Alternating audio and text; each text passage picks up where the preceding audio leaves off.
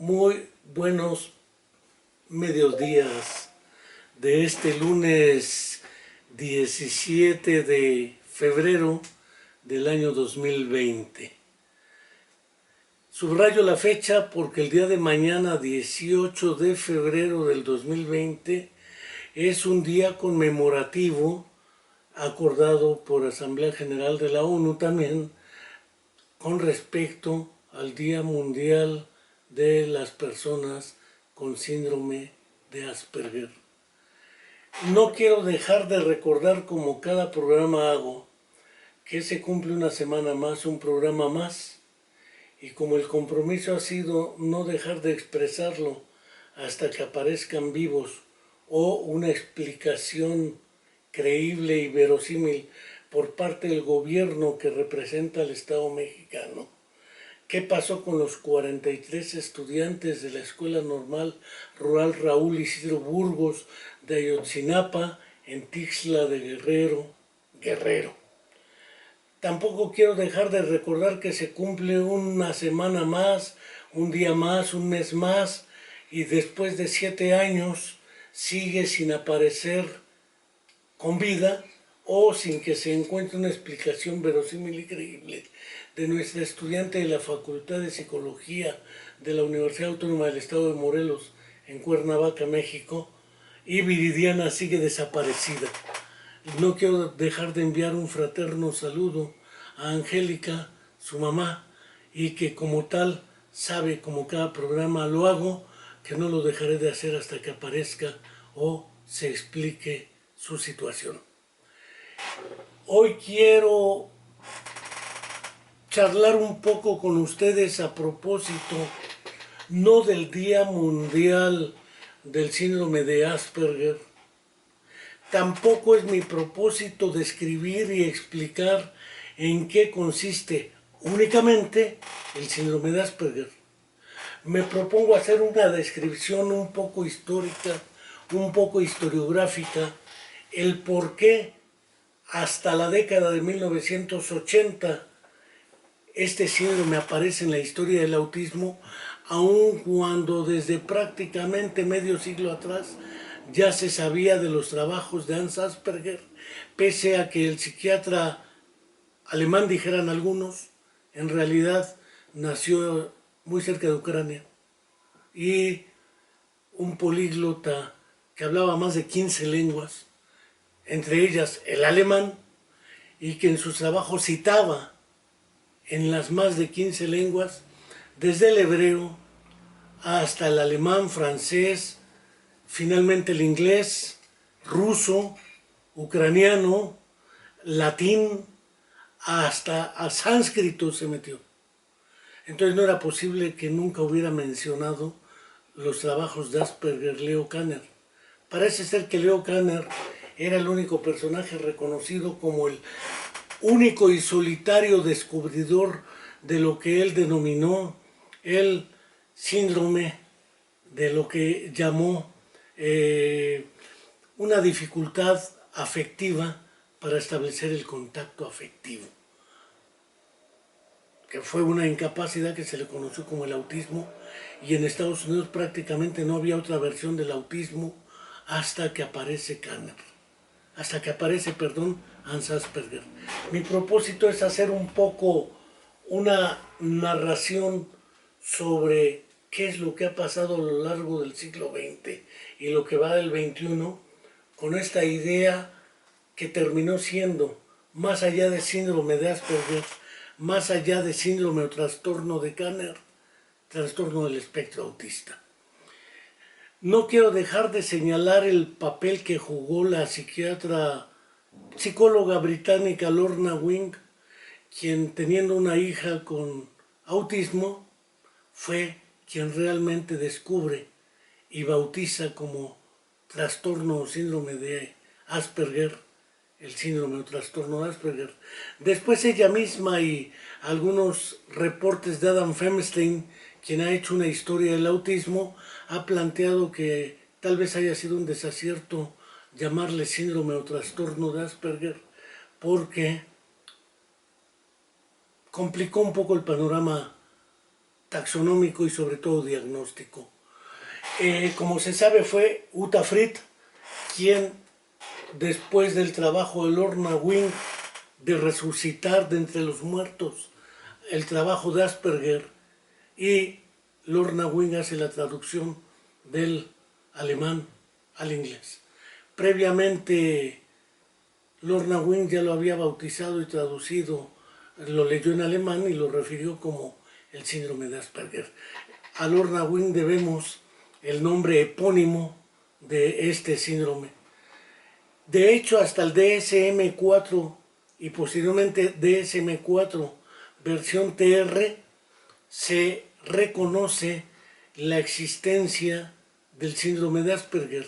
Antes era únicamente el síndrome de Kanner y aparecen ambos en los famosos TGD o trastornos generalizados del desarrollo. Pero vayamos aquí tratando de aclarar una serie de conceptos. El título de este libro, que me parece sumamente interesante, Los niños de Asperger, con un subrayado que dice el exterminador nazi detrás del reconocido pediatra, Editorial Planeta, 2018, publicado y editado bajo el auspicio de Edith Schaeffer. Vale la pena tomar en cuenta que el título no se debe, creo yo, a Edith Schaeffer. Edith Schaeffer no es psiquiatra ni es psicóloga, es historiadora y tiene una hija con autismo. Parece ser que la mayoría de las personas que se dedican al autismo tienen un hijo con autismo. Parece ser que las personas, porque lo conocí, vi más de 1000 casos de personas con parálisis cerebral o trastornos neuromotores que se volvieron expertos, es porque tenían un hijo en tal condición, o en el caso del síndrome de Down, qué sé yo. Parece ser que la vinculación directa con este tipo de intereses obedece a una necesidad afectiva, teórica y práctica de afrontar una serie de cuestiones. De hecho, tengamos claro que Hans Asperger era un pediatra austríaco. Hans Asperger nace prácticamente en el año de 1904. Para 1925 apenas cuenta con 21 años, mientras que Leo Kanner nace en el año de 1896, es decir, prácticamente 8 años más que el propio Hans Asperger. Ambos son hablantes del alemán, sin embargo Leo Kanner es hablante, ya decía, de otras 12 lenguas, ya refería algunas, francés, italiano, alemán, finalmente el inglés, ruso, hebreo, etc. Hans Asperger se dice, según Adam Feinstein, que tanto Kanner tenía algún parentesco con rasgos de personalidad autista de su padre. Lo mismo se puede decir del abuelo de Hans Asperger, según Adam Feinstein, pero esto es otra historia que busca lazos genéticos en esta relación. Debo decir que mientras Hans Asperger muy pronto, prácticamente hacia 1925, se está desarrollando en Austria por completo, Leo Kanner se traslada a los Estados Unidos. Para 1925 son prácticamente 20 años antes de que se hiciera público el trabajo de Leo Kanner y de Hans Asperger, cada quien por su lado, uno en inglés, el otro en alemán, sobre lo que eran los trastornos afectivos o trastornos del contacto afectivo en el caso de Kanner y lo que sería la psicopatía autista de Asperger. Pese a que en 1939 Alemania anexa Austria militarmente, Asperger no sale de Austria. Se queda en Austria y prácticamente desde Hamburger, Hekelius y otra serie de personajes con los cuales trabajó Hans Asperger eran militantes del Partido Nacional Socialista, militantes del nacionalsocialismo y fieles seguidores de Adolf Hitler. Ellos, se dice, siempre protegieron a Leo Kanner. Sin embargo, Leo Kanner jamás, dicho por él, dicho por las actas del Partido Nacional Socialista y dicho por la hija del propio Asperger, jamás se afilió al Partido Nacional Socialista. Tampoco participó directamente en ninguno de los famosos genocidios, fueran de la 4T, que no T4, que se encargó de armar la política institucional de exterminio y genocidio nazi. Parece ser que Asperger, después de la guerra, en el momento en que el Ejército Rojo entra a Alemania, libera Auschwitz, detienen a Hekelius en el hospital psiquiátrico, la enfermera en jefa, que también era militante de lo que era el Partido Nacional Socialista, muere en los bombardeos a lo que eran las instalaciones de los hospitales en los cuales se realizaban las determinaciones de quiénes o no serían ejecutados por ser inútiles o porque eran merecedores de no llevar un derecho a la vida porque lo que tenían no era vida.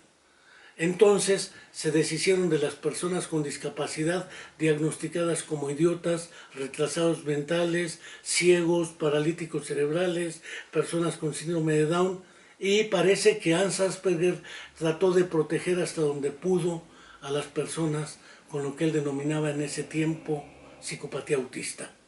Sin embargo, el título del libro pareciera ser que es un asesino nazi y no está tan probado que en la detención de Hekelius a él lo condena en Rusia a una cadena de 25 años de cárcel por haber participado en estos procesos. Asperger salió libre desde siempre. Libró la guerra, libró la liberación, pero no libró la muerte de sus planteamientos teóricos. Hablar de Hans Asperger y hablar de Leo Kanner es hablar de dos personajes que en diferentes latitudes, el uno en Estados Unidos y el otro en Austria, realizaron sus trabajos, y uno en 1943, Leo Kanner, publica su trabajo de alteraciones autistas del contacto afectivo, expresando la idea de autistas, y Leo Kanner, y Hans Asperger, un año después, 1944, habiendo publicado en 1938 su tesis doctoral, con base en la cual publica con 4 casos, Leo Kanner con 11 casos, de todos los de Hans Asperger, fluentes o hablantes, usuarios de lenguaje, mientras que los de Leo Kanner, 8 eran usuarios de lenguaje y 3 no. Sin embargo, los 11 de Leo Kanner y los 4 de Hans Asperger tenían serios y profundos problemas de comunicación y no necesariamente de habla. Tenían todos ellos serios problemas para establecer relaciones con sus semejantes y relaciones socialmente establecidas y adaptadas con las cosas, juguetes y con la realidad que les correspondía. Es decir, parecía que los 15 casos tanto de Kanner como de Asperger eran personajes que desde muy pequeños, en la versión de Kanner, nacieron así, es decir, no se hicieron autistas.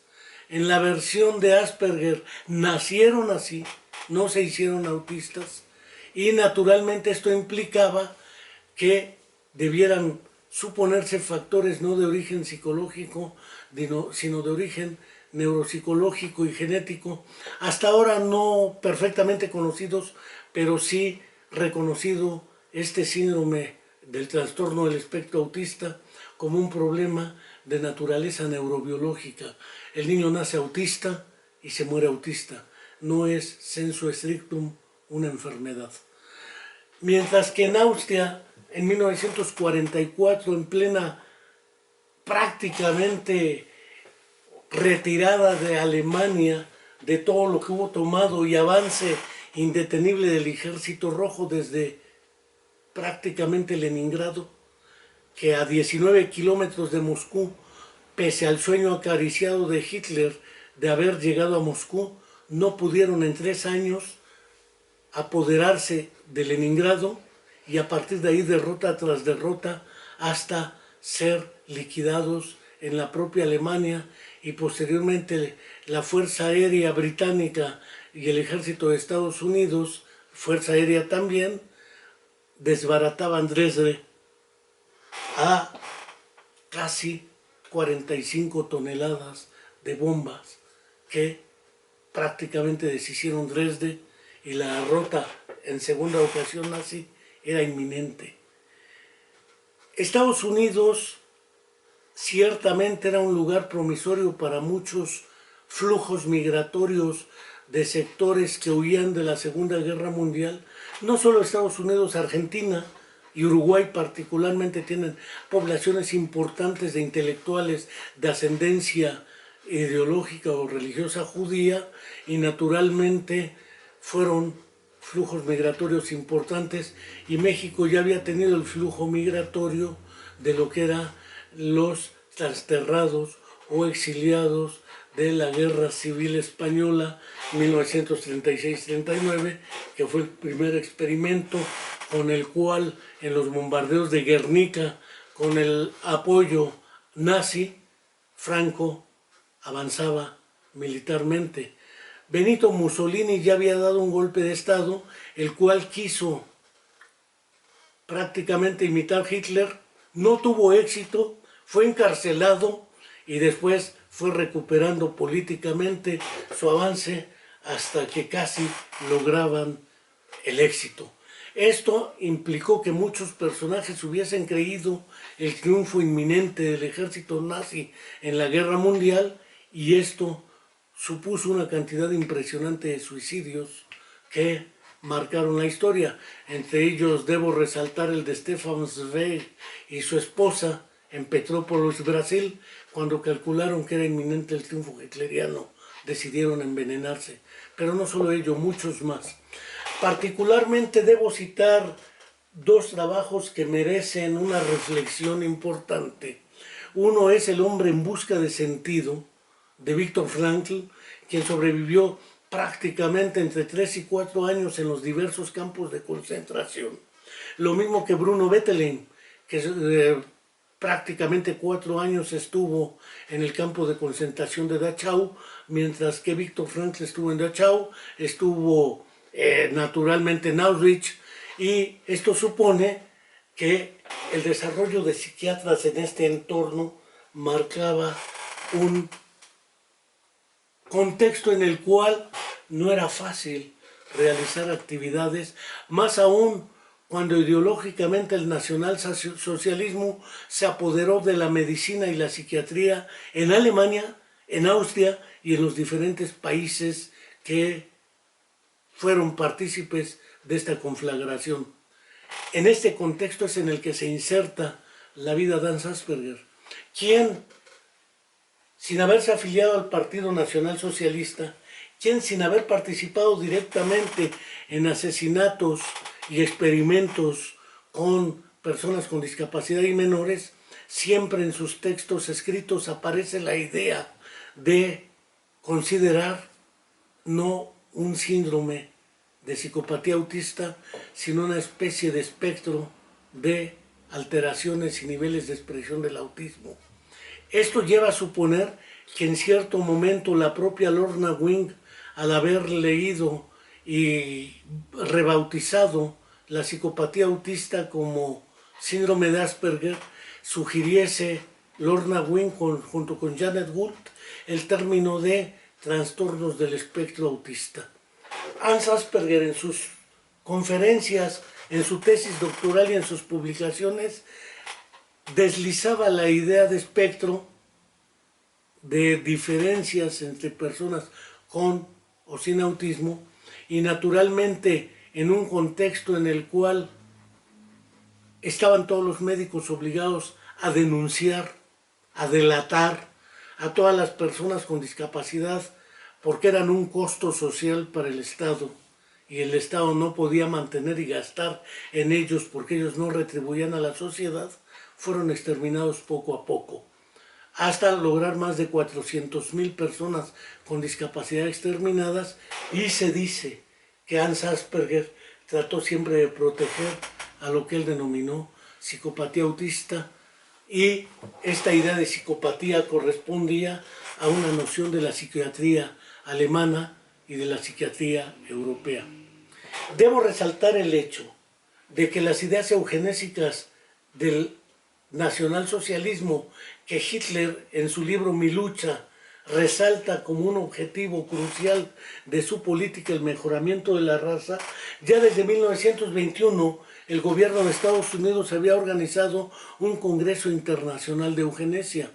Es decir, Hitler no fue el creador de esas ideas. Lo más paradójico es, como refleja claramente en Una tribu propia o Neurotribus en su versión en inglés, el propio Steve Silverman, con un prólogo del doctor Oliver W. Sacks. El punto es que la idea de la eugenesia es una idea de un primo de Charles Darwin, Galton, británico. Es decir, las ideas eugenésicas, participación de la ciencia en el mejoramiento de la raza y esterilización forzada de razas inferiores, es una idea británica y estadounidense. Pero se dirá que el nacionalsocialismo fue el encargado, y Edith Schaeffer trata de endosar como presunción que Hans Asperger, por lo menos para haber sobrevivido en ese contexto, sin haber sido impactado, porque lo pudieron haber encerrado en la cárcel, porque él era alemán de raza aria, valga la expresión, no era de origen, de ascendencia judía, era cristiano curiosamente, entonces no era un personaje que les preocupara demasiado. Sin embargo, siempre estuvo protegido por Hekelius y por Hamburger, que eran nazis recalcitrantes. ¿Por qué? Se preguntarán la misma autora Edith Schaeffer, y suponen que porque supo mimetizarse Hans Asperger mostrando una máscara humanitaria detrás de un rostro verdaderamente nazi. La realidad es que no hay evidencia alguna, ni en el trabajo de Steve Silverman, ni en el trabajo de Adam Bernstein, ni en el trabajo de Edith Schaeffer, y mucho menos en este trabajo de Drais Madowe, ¿sí?, que tiene un título muy sugerente, Doctor Alzheimer, supongo, hasta el tono interrogativo, pero en el dato que da lo que es información sobre Grunja Efimovna Sujareva, psiquiatra, que desde 1925, es decir, prácticamente 20 años antes que el propio Kanner y Asperger, hace una descripción de más de 40 menores que curiosamente presentan rasgos, características y similaridades a las que propone Asperger.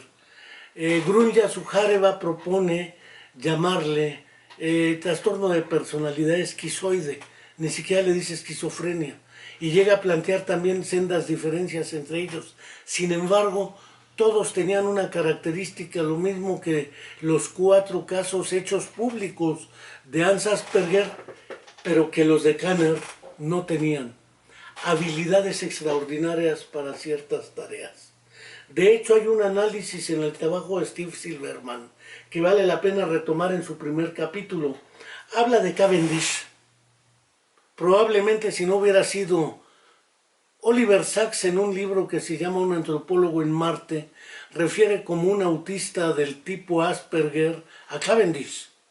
De no haber sido Asperger, según Oliver Sacks, Cavendish probablemente hubiera sido el descubridor del flogisto antes que Antoine Laurens de Lavoisier, a propósito del oxígeno, el hidrógeno, composición del agua, muchos descubrimientos que se hicieron, y sin embargo Cavendish es reconocido nada más por su famoso experimento que medía la masa de la Tierra. Sin embargo, la influencia de Cavendish probablemente en el desarrollo de la ciencia sea mucho mayor, pero él nunca lo hizo público, entonces lo que no se escribe aparentemente no existe. Y refieren curiosamente al premio Nobel Dirac. Paul Dirac, que también se dice que era Asperger, presentan una serie de competencias que los lleva hasta el lugar que ubicaron, pero tenían serios y graves problemas de comunicación y de relación con sus semejantes.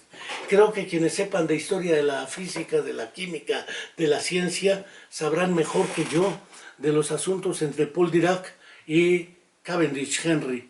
Debo señalar también que esta idea, entre 1943 y 44, 20 años que gruña Sujareva tenía una serie de características que probablemente la mantuvieron también oculta de esta historia.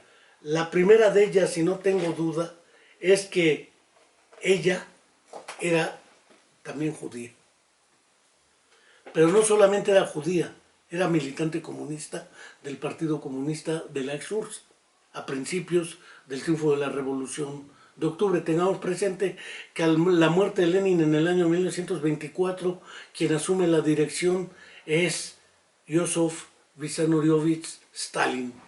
Y Grunya Sujareva, lo mismo que Leontiev, Vygotsky, Luria, Rubinstein y otros, Kornilov, estaban en esa época histórica tratando de construir una nueva manera de explicar lo real. Aparte de Sujareva, en la psiquiatría rusa estaba Sergei Sergeyevich Korsakov, ampliamente conocido, y estaba la fisiología rusa, que tenía una trayectoria de trascendencia mundial. Hablo del caso de Iván Mikhailovich Sechenov, el caso de Iván Petrovich Pavlov, premio Nobel de Medicina, y desde luego de Vladimir Mikhailovich Bechterev, abuelo de Natalia Bechtereва, quien hubiera publicado un libro cuyo título en Paidós fue como el cerebro humano sano y enfermo, traducido por el grupo del doctor Juan Enrique Ascuaga, uno de los fundadores de la neuropsicología en América Latina, quizás con un uruguayo, ¿sí?, y con otro argentino, Alberto Leónidas Merani, ¿sí? Esto implica necesariamente reconocer que el contexto en el cual se impulsa el trabajo de Sujareva es probable que lo haya conocido también Leo Kanner, pues Leo Kanner era hablante del ruso y del ucraniano, además del alemán, francés, italiano, latín, hasta el sánscrito les decía. Entonces, si citaba sus trabajos en ruso, en alemán, en francés, en inglés, en hebreo Kanner, no podemos, dijera Steve Silverman, pensar que no conociera los trabajos de Sujareva y de Asperger el propio Kanner. Sin embargo, mutis hizo, y eso también favoreció el que tanto Sujareva como Asperger estuviesen enterrados, no en el olvido, sino en el aislamiento total. De hecho, de Sujareva se empieza a saber por la traducción misma de las ideas que busca Steve Silverman. Simon Baron Cohen no la cita, Alan Leslie no la cita, Uta Frith no la cita, y la única referencia que he visto de Sujareva es a partir del trabajo de Steve Silverman. Sin embargo, ello no quiere decir que no existan otros personajes. Asperger tampoco es citado por Leo Kanner.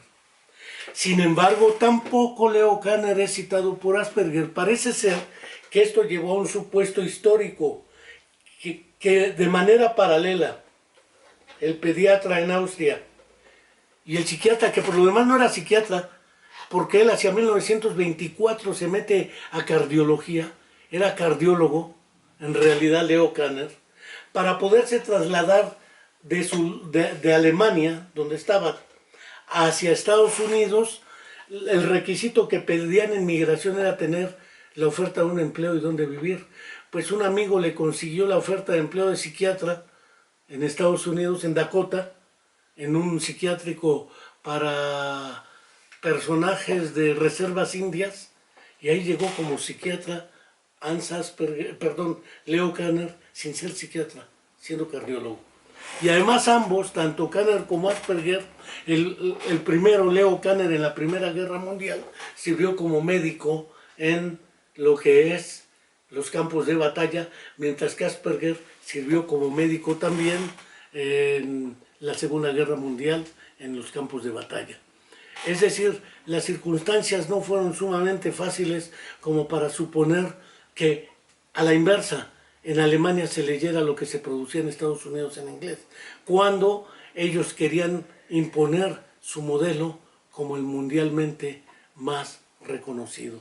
Lo que sí es probable es que hasta ese momento Asperger no conociera los trabajos de Leo Kanner. Sin embargo, ya entre 1950 y 1980 era muy probable que Kanner conociera los trabajos de Asperger. Sin embargo, nunca lo citó. Hasta prácticamente 1970, en esa década, Kanner hace una cita a Hans Asperger. Pero Hans Asperger resucita de entre los muertos a través de la obra de Lorna Wing y posteriormente la traducción de Uta Frith, que hace del trabajo del propio Hans Asperger. Que Hans Asperger era nazi, no demostrado. Que Hans Asperger era el asesino de niños o exterminador nazi, como reza esta idea de este libro, tampoco está probado. Lisa y llanamente en los textos aparecen recurrentemente. Es posible pensar que Asperger tuvo que ceder en algunas cosas para asegurar su posición, porque de 250 psiquiatras y médicos que había en esa época en Austria, casi 190 fueron expulsados por ser de ascendencia judía. Otros se suicidaron y otros más murieron en los campos de concentración. Él es de los pocos que sobrevivieron activa y trabajando dentro de esta dinámica. Eso lleva a cuestionar por lo menos a algunos una actitud de omisión, que no hizo denuncias públicas, pero las denuncias internas seguramente le hubieran costado la vida. Esto no justifica ciertas determinaciones, pero sabiamente decía José Ortega y Gasset, uno es lo que es, más sus circunstancias. Juzgar, que es un poco la idea de Die Scheffer, a Hans Asperger, o por sus omisiones, o por su colaboración velada con Hamburger y con Hekelius, o por cierta disposición a mantenerse, entre comillas, apolítico, para no ser encarcelado, perseguido, etc., lo llevó a que efectivamente en su tesis doctoral Hans Asperger dijera que aunque presenta solamente 4 casos, en realidad vio más de 200. Pero expresa explícitamente que esos 4 casos, Harrow entre ellos, por ejemplo, sí, eran lo suficientemente importantes, significativos y ejemplares como para poder precisar lo que quería decir respecto a que no era cierto que fueran inútiles a la sociedad y que fueran una carga para el Estado. Eso hace que, según Edith Schaeffer, se proponga que en realidad la gente acabó creyendo que era un tipo buena onda, así como Schindler, que se encargó de salvar a los niños con discapacidad, tratando de demostrar que era posible atribuirles competencias. La idea del Savant Autistic no es curiosamente una idea derivada de Hans Asperger. Esta viene antes, el concepto Savant Autistic es un concepto prácticamente galicista, o afrancesado o francófono. Esta idea de los sabios autistas es anterior. Y en Estados Unidos, por lo menos hasta la aparición de los trabajos británicos de Lorna Wing, Uta Frith, Alan Leslie, Simon Baron Cohen y otros, es cuando aparece la idea de la noción de espectro y la noción de trastorno por encima de la noción de lo que fuera en su momento dado la noción de síndrome o psicopatía o trastorno esquizoide en el caso de Sujareva. Debo decir que es curioso otro dato que ha sido menospreciado en esta fenomenología. Hoy la idea de la numeralia nos lleva a suponer que para demostrar la validez y confiabilidad de los datos se deben mostrar unas cantidades impresionantes de muestras, de modo tal que no sean casos de pocos participantes, porque si no se vuelven, dijeran, carentes de valor científico. Sin embargo, debo decir que los trabajos de Kanner y Asperger, con pocos casos, modificaron la concepción de todo el siglo XX y lo que va del XXI, de lo que es el autismo y los trastornos del espectro autista. 11 casos, sin SPSS, sin SISTAT, sin regresión lineal múltiple. Es decir,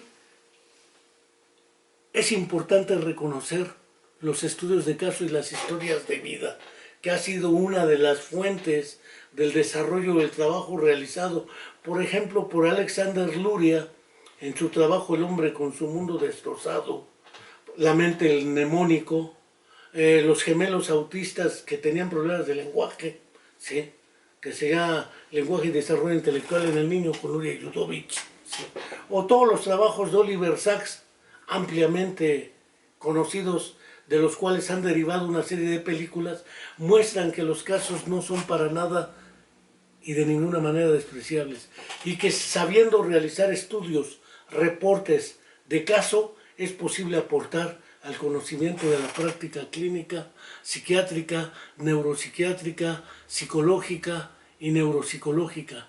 Esto implica mucha disciplina, pero sobre todo mucha paciencia para poder hacer, como decía alguna vez otro personaje en torno al mismo autismo, antes de preguntarnos qué se siente ser autista, que probablemente sea una pregunta sumamente difícil de responder, sería muy importante responder qué se siente interactuar con una persona con autismo, ¿sí?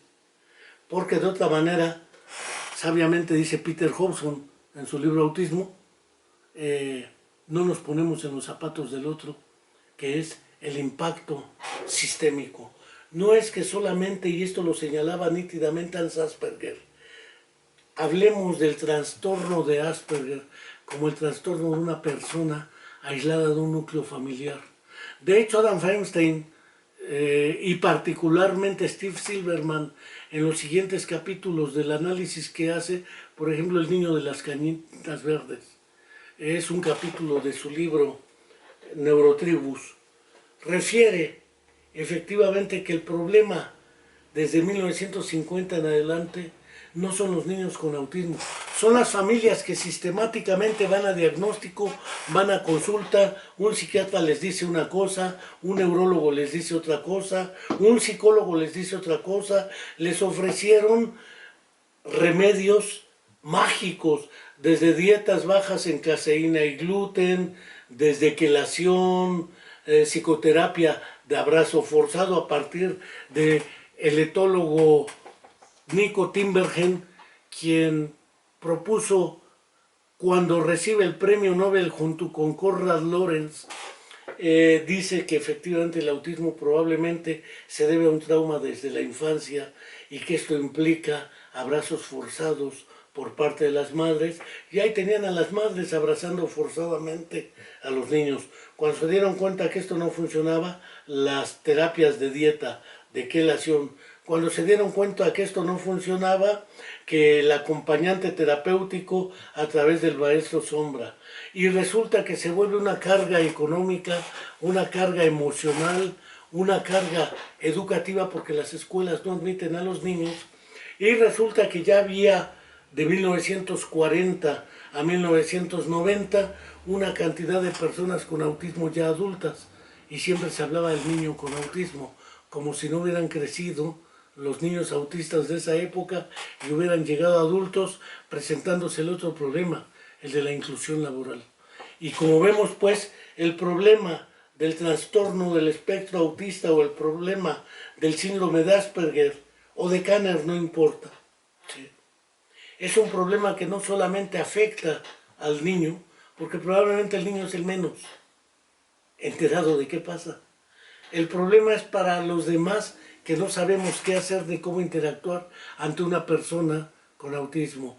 Es decir, regresando a la pregunta, ¿qué se siente interactuar con una persona con autismo que no te hace caso, que no obedece? Y resulta que la mayoría de los niños que van a consulta psiquiátrica, neurológica, neuropsicológica o psicológica es porque los llevan los adultos. Como cuando Carl Rogers decía terapia centrada en el cliente, pero aquí el cliente es la mamá o el papá, no el niño. Entonces le cambiaron por terapia centrada en la persona. Esto significa que hablar del autismo no es hablar de una enfermedad a curar.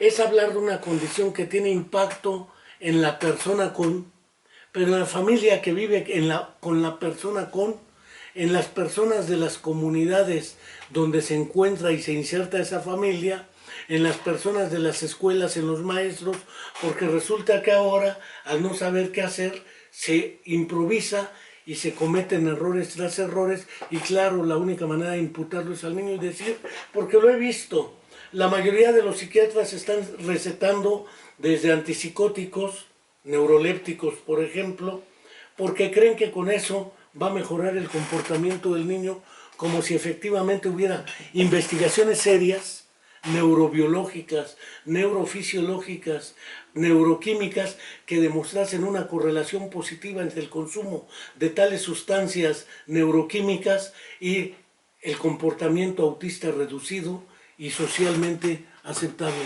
Parece ser que merece una reflexión seria y profunda esta idea de estar recetando neurolépticos a los niños para ver si mejoran como personas con autismo. Y claro, los padres de familia pagan consultas psiquiátricas, consultas neurológicas, consultas psicológicas, escuelas particulares, porque las escuelas públicas tienden a rechazarlos. Les piden maestro sombra, hay que pagar el maestro sombra. Terapia de lenguaje, terapia ocupacional, y tratándolos de la manera más anormal, porque a un niño normalmente no se le trata con tantas terapias y con tanto medicamento para normalizarlos. Es decir, parece ser una paradoja, bueno, permítaseme el término, una parajoda, ¿sí? Una para joder al niño, ¿sí? Y a la familia, porque un aparente problema clínico se vuelve un problema, y un realmente problema social se vuelve un problema personal y familiar, económico, psicológico, emocional, que lleva a un síndrome de desgaste, que lleva a un síndrome del cuidador primario y que lleva a una permanente alternancia entre frustración y esperanza en los familiares y en la propia dinámica social entre sí se va a curar, pero no se cura.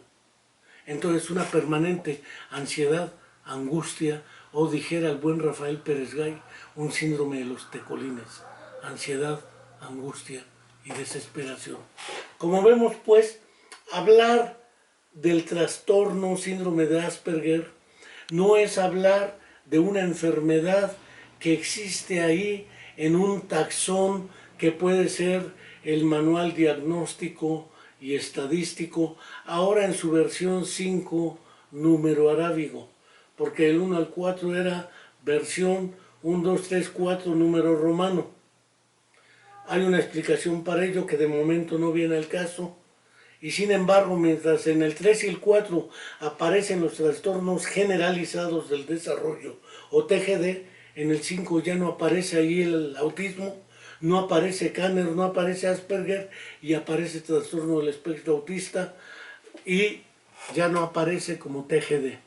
Esta idea de ir modificando lleva muchos años porque esto implicaba dentro de los Estados Unidos de América y su impacto para nosotros en América Latina, un problema de diagnóstico y de toma de decisiones clínicas, pero sobre todo la ausencia de políticas públicas que ofrezcan seriamente programas orientados en salud, educación y lo que es transformación cultural para poder reconocer que estos fenómenos deben abordarse de manera social, colectiva y con políticas públicas. Que no bastan becas para las familias de las personas, porque una beca nunca va a compensar el incremento de dichos costos, aunque algunos la defiendan y aunque a algunos les convenga la beca. Y de la beca a nada, pues la beca. Pero faltan políticas públicas serias y sobremanera políticas jurídico-administrativas que diseñen normas exigibles y punibles para cuando se violan los derechos fundamentales de las personas con este tipo de trastornos del espectro autista o del trastorno de Asperger o síndrome de Asperger, y naturalmente sanciones que sí permitan impedir la violencia sistemática y la violación sistemática de los derechos fundamentales de las personas, familias y comunidades que enfrentan los trastornos del espectro autista y en este caso lo que es el síndrome de Asperger. Con esto que he planteado hasta ahora podemos ir reconociendo que una serie de trastornos es una problemática que debe abordarse también desde otro ángulo. Que yo recuerde, en la Universidad Autónoma del Estado de Morelos, yo entré en febrero o marzo de 1986, ahora ya estoy jubilado. En el año en que entré a la Universidad del Estado de Morelos como académico en la Facultad de Psicología, nadie hablaba de autismo en la universidad. Prácticamente hasta la década de los 90 empezamos a diseñar cursos y seminarios sobre esta idea del autismo en la Facultad de Psicología de la UAM, pero no solamente, invitamos, por ejemplo, al doctor Ángel Rivier Gómez, quien hubiera traducido el libro Autismo de Uta Frith y que fuera parte del grupo de compañeros británicos que trabajaron el modelo de teoría de la mente y el modelo cognitivo en autismo. Vino a impartir, por ejemplo, 3 cursos sobre teoría de la mente, sobre autismo.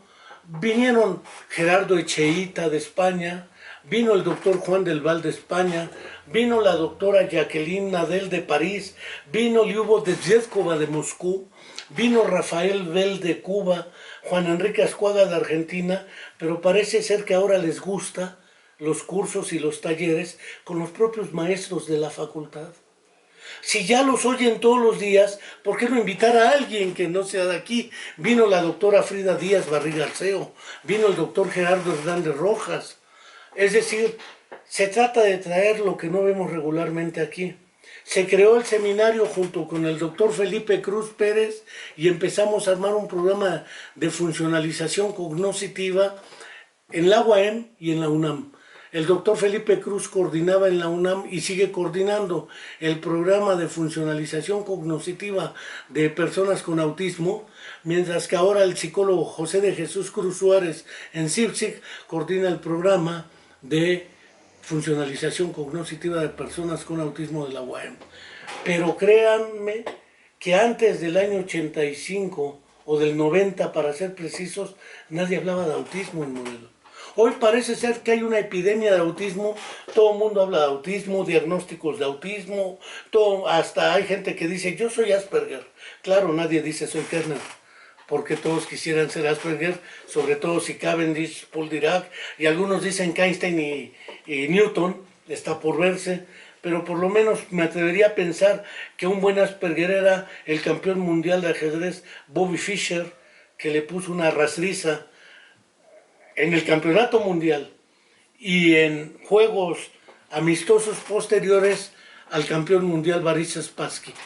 Entonces, parece ser que el fenómeno ha existido desde antes de que lo nombráramos y desde antes de que lo reconociéramos como tal.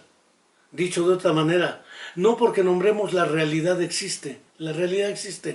El problema es que vamos descubriendo ciertos segmentos de lo real que distraen o llaman nuestra atención, y el autismo, a partir de prácticamente la segunda mitad del siglo pasado, de 1945 en adelante, es que empieza a cobrar una etapa histórica que algunos separan en tres momentos. El momento de 1944, 45, 43 a 1980. De 1980 prácticamente al 2000 y del 2000 para acá. ¿Por qué? Porque esto ha revolucionado de cierta manera, pasando desde las teorías psicoanalíticas como la de Friedrich von Reichmann, la de la madre esquizofrenogénica, o las teorías de Bruno Bettelheim de la madre congeladora, es decir, la mamá era la culpable de que el niño se volviera autista, ¿sí? Y entonces proponían psicoterapia como opción, pasando por los modelos de teoría de la mente, los modelos de alteraciones de las funciones ejecutivas, los modelos de alteraciones de lo que se llama de la coherencia central o percepción gestáltica, hasta llegando a lo que es un déficit en el sistema de neuronas espejo y la relación empática a partir de los trabajos realizados en Italia, ¿sí? Y popularizados para el autismo por un neurólogo hindú radicado en Estados Unidos, Vilanayu Ramachandran, quienes se han encargado de promover ese déficit del sistema de neuronas espejo, que ya también como Rizzolatti lo había planteado antes, sin plantearlo directamente en el autismo. Como vemos, tratando de cerrar a propósito del que mañana se conmemora el Día Mundial de las Personas con Trastorno o Síndrome de Asperger, no quiero dejar de agradecer su tiempo y su presencia, porque esto permitió hablar un poco de quién es Asperger, Kanner, Uta Frith, obviamente quien hiciera la traducción de Kanner, Lorna Wynne, que murió hace no mucho, y cómo ha venido evolucionando esta idea del autismo para dejar de culpar a las mamás del origen del autismo. Para dejar bien claro que el autismo no es una enfermedad a curar, uno. Dos, que el autismo no es un trastorno que deriva de malas crianzas y se resuelva con psicoterapia. Que el autismo es de origen neurobiológico y muy probablemente de características genéticas. Incluso Edith Schaeffer dice que además era medio misógino el modelo de el propio Asperger, porque ellos siempre refirieron, desde Asperger lo hizo claro, pero Kanner también lo planteó, que por cada 4 personas con autismo, 3 eran varones. Parece ser, dice Asperger explícitamente, que es un trastorno de carácter de cerebro masculino. Posteriormente, Simon Baron Cohen desarrolla el modelo teórico del cerebro masculino que tiende más hacia el comportamiento autista. No voy a meter ahorita, pero eso lleva al X frágil, al cromosoma X, en la relación con esa idea del autismo, que tampoco está tan claramente demostrada, pero sí está dibujada esta idea de más masculino el carácter del autismo, sea en la variante espectro desde tipo Kanner hasta tipo Asperger o hasta tipo Savant Autistic, como es el caso de Babbitt, el personaje central de la película Rain Man, que refiere a un personaje internado que tiene una cualidad maravillosa y en todo lo demás una serie de torpezas, como dice Steve Silverman de Paul Dirac y de Cavendish, o como se dice de algunos otros que refiere Oliver Sacks en su libro Un antropólogo en Marte, del pianista ciego que con una mano toca un jazz y al mismo tiempo con la mano izquierda toca un blues en diferentes pianos y al mismo tiempo canta un rock. Es decir, necesita estar escindido. Y decía Grunya Efimovna Sujareva, en estos casos no hay la escisión esquizofrénica que tienda al deterioro, mientras que en autismo, sea en la parte del espectro Kanner o Asperger, tiende a evolucionar favorablemente. Muchas gracias y hasta la próxima.